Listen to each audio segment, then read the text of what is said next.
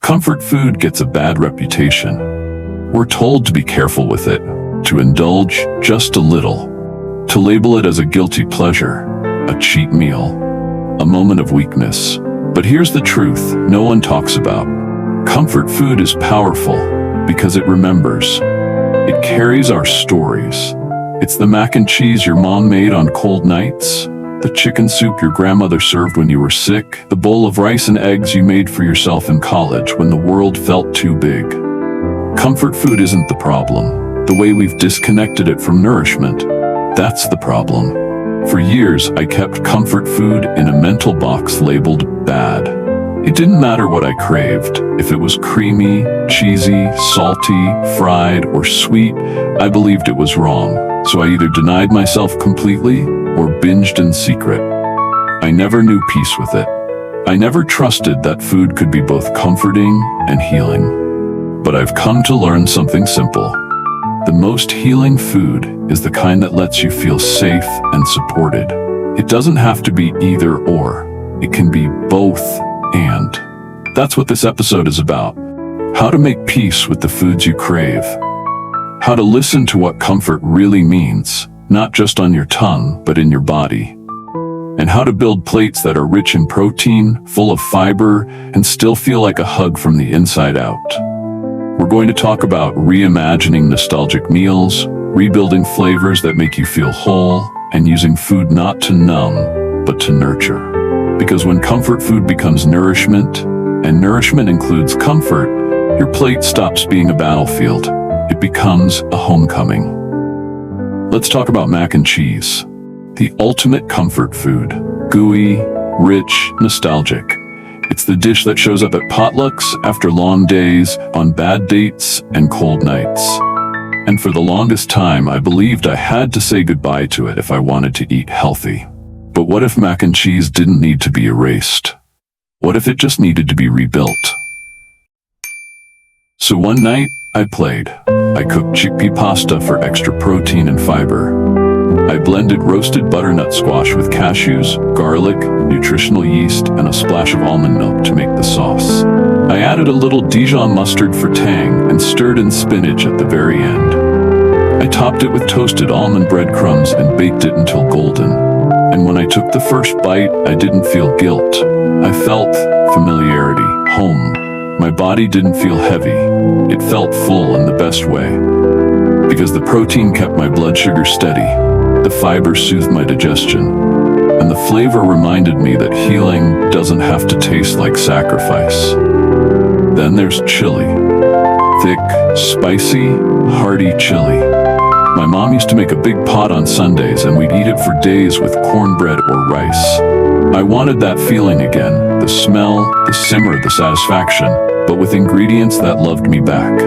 So I made mine with black beans, lentils, red kidney beans, fire-roasted tomatoes, bell peppers, and sweet potatoes. I used spices like cumin, smoked paprika, and oregano. I added quinoa toward the end for texture. And I topped it with avocado, cilantro, and a squeeze of lime. It wasn't just comforting, it was balancing. It filled me up and grounded me down. And don't even get me started on mashed potatoes, the creamiest of comfort sides. The dish that says, you're allowed to slow down now. I didn't want to give it up, I wanted to give it something. So I boiled Yukon Gold potatoes with cauliflower florets for extra fiber. I mashed them with olive oil, garlic, and a splash of oat milk.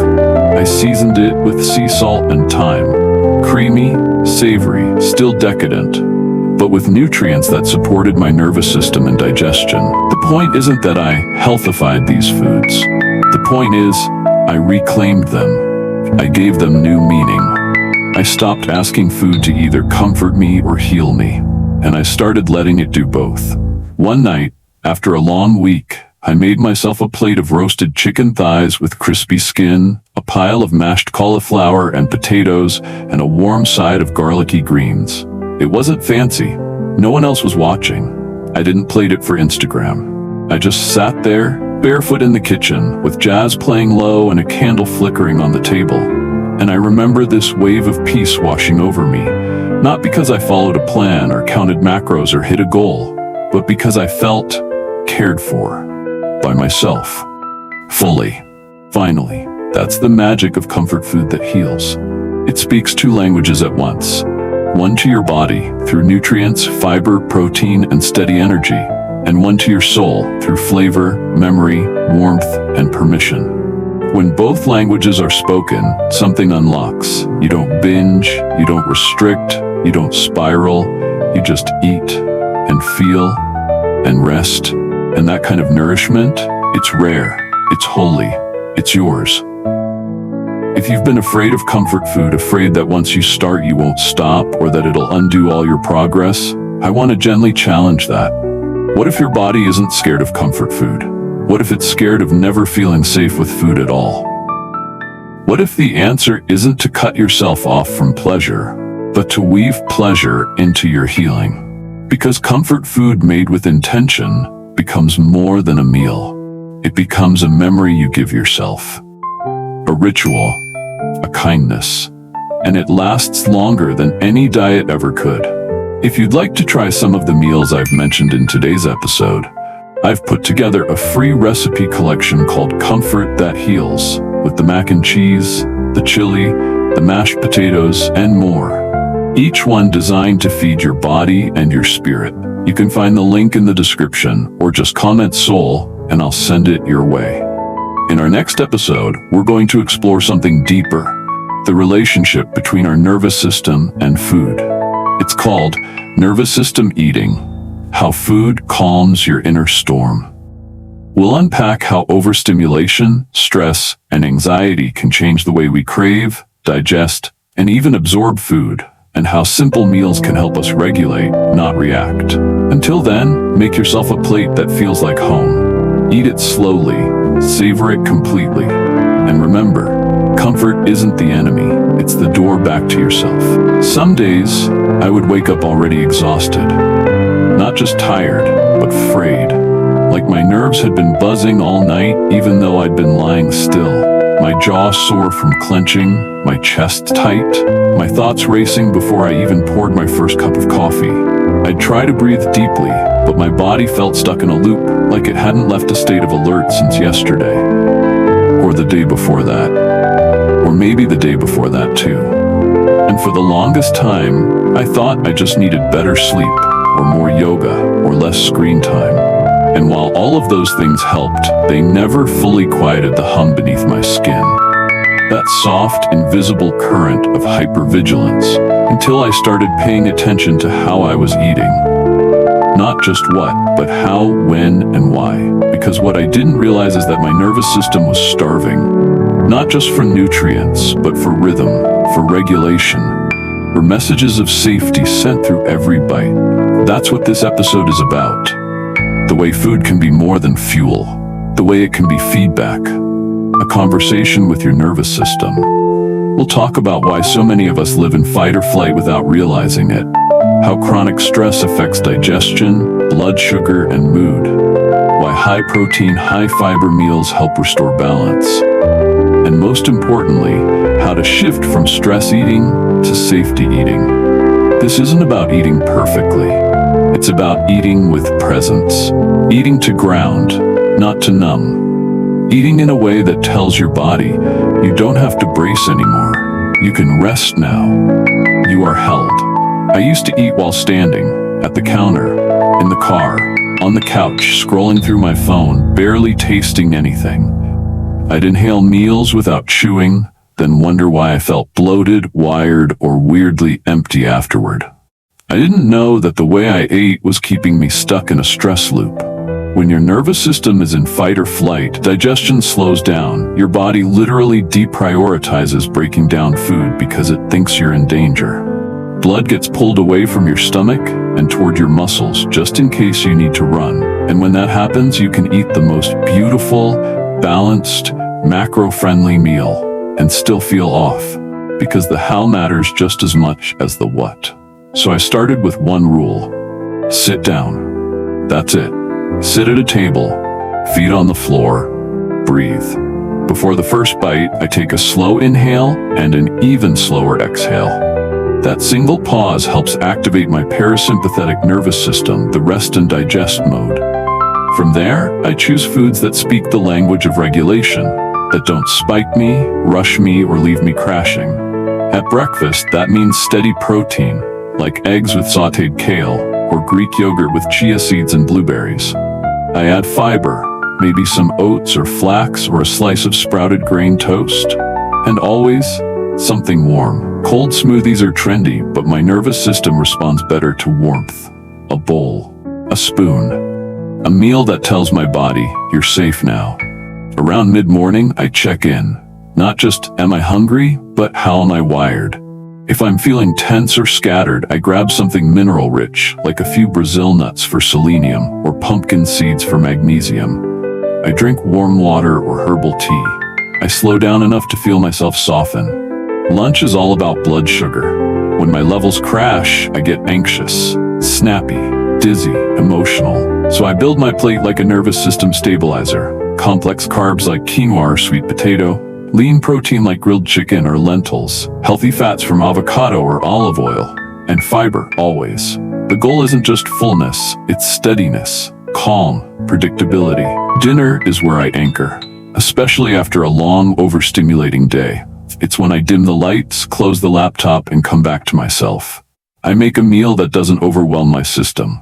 Roasted salmon with lemon and dill, a bowl of wild rice, steamed broccoli with olive oil, or a lentil stew with turmeric, garlic, and sweet potato. I chew slowly, I stay seated. I thank my food, not out loud, but inside, because every bite is a message, a whisper. You're okay now. You're allowed to rest, and if I want something after dinner, I give it to myself, consciously, not from restlessness, but from kindness.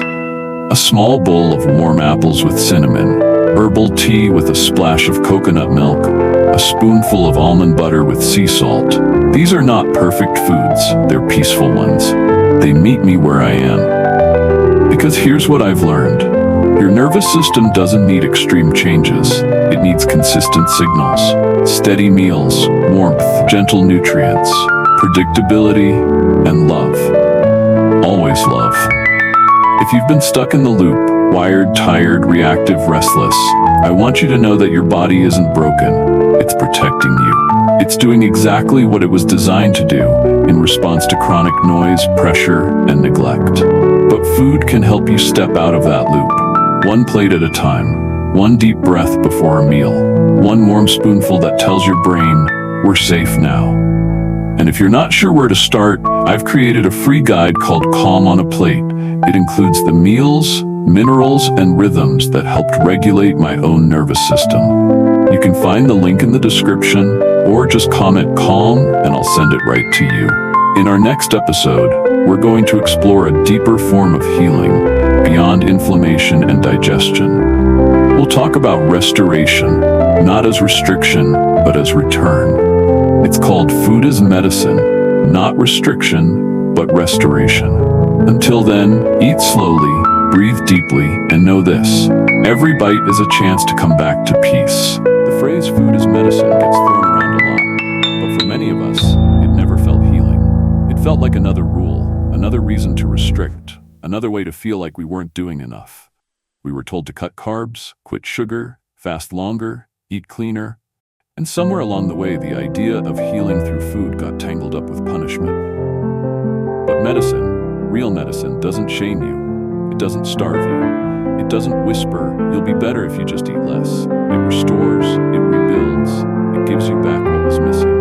That's what this episode is about. Not food as a control strategy, but food as a return to your energy, your clarity, your rhythm. Food that makes your skin glow, your gut hum, your mind steady, your sleep deep.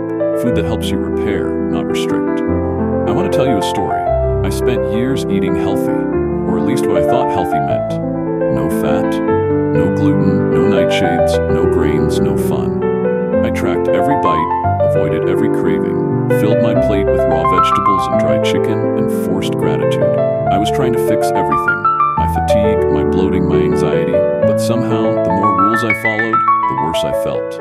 Until one day, I sat down and ate a bowl of lentil stew with sourdough bread, olive oil, roasted carrots, and a soft-boiled egg. I didn't track it. I didn't label it. I just listened to my body for the first time in years. And after that meal, I exhaled. My body didn't feel controlled, it felt cared for. And that's when I understood. Food that heals doesn't tighten you, it unwinds you. It helps you feel safe enough to stop bracing, stop chasing, and start receiving. The first thing I restored was protein. For so long, I was afraid of it.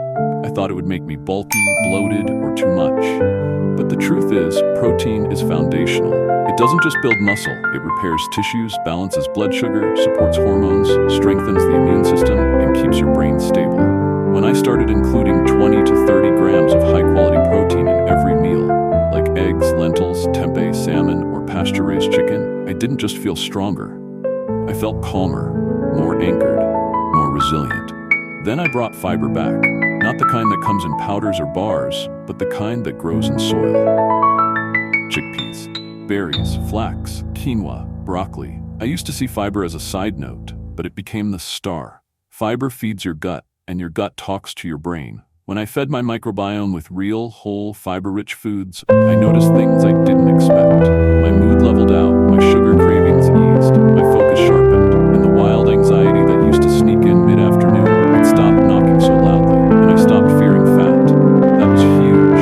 For years, I avoided it like it was poison. But healthy fats like olive oil, avocado, nuts, seeds, and omega-3s from fish became the balm I didn't know I needed. They soothed my joints, nourished my skin, slowed down my digestion in the best way, and helped me feel full. Not just in my stomach, but in my nervous system. Like my body could finally exhale and stop searching for something it had been missing for too long. I started seasoning my food again, not measuring everything down to the gram, but cooking with color and herbs and intention. I added turmeric to roasted cauliflower, cumin and cinnamon to lentils, lemon zest and parsley to tabbouleh, ginger and garlic to everything.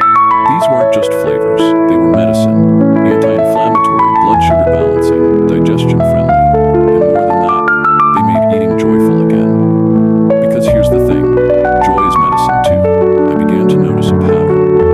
The more I ate foods that restored me, the less I reached for foods that numbed me. The more I built my meals with intention, the less I obsessed over calories. The more I cooked from a place of care, the less I binged from a place of chaos. This wasn't discipline, this was devotion. Restoration isn't flashy.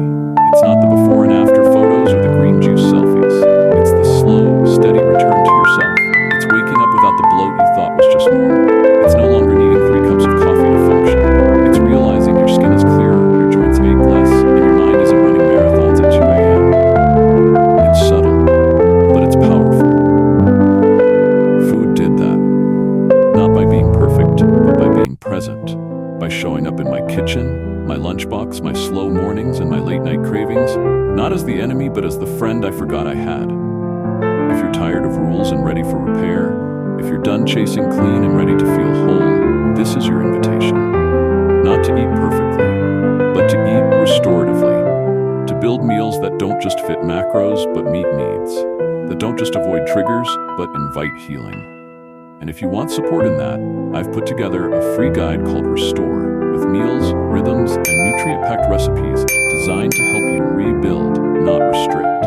You'll find the link in the description, or you can comment Restore, and I'll send it right to you. In our next episode, we'll go deeper into body image and identity. It's called The Mirror Isn't the Enemy, Rewriting the Body Image Story with Real Food. We'll talk about how we see ourselves, and how food can be part of healing that relationship too. Until then, eat to restore. Not because you're broken, but because you're finally ready to rebuild.